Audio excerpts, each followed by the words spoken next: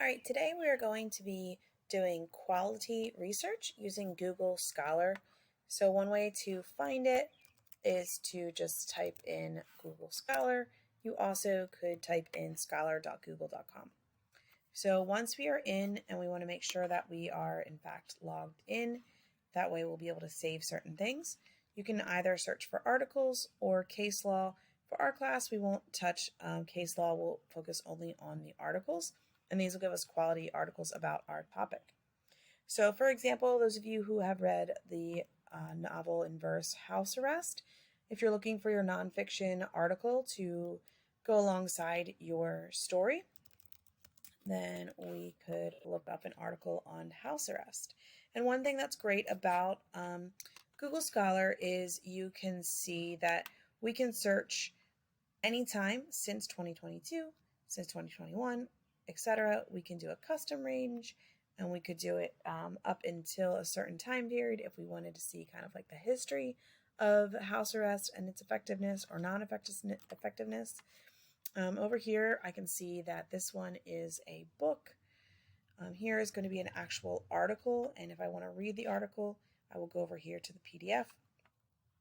It's sorted by how many citations it's used elsewhere. So, for example, this book was cited 169 times, whereas this article was cited 119 times. If I scroll down, these ones are cited less and less. So we can see the ones that are going to be most valid are going to be near the top.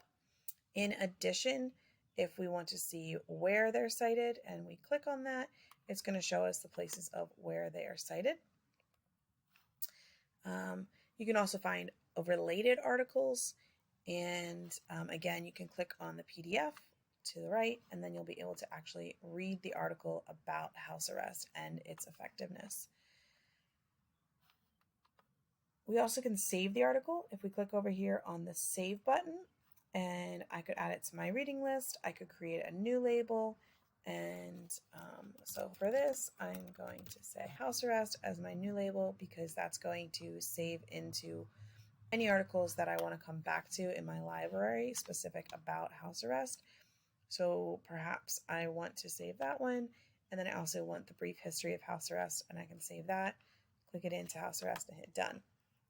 Now, if I leave, come back at a later date, and I go back into my library, there are those two articles that I saved, right? Some other features that are really nice is if I click on the Cite button, it's actually going to give me my citations. There's MLA, APA, etc. For our class, we are going to be using the MLA, so this will be the citation that I would want to copy and paste into my works cited.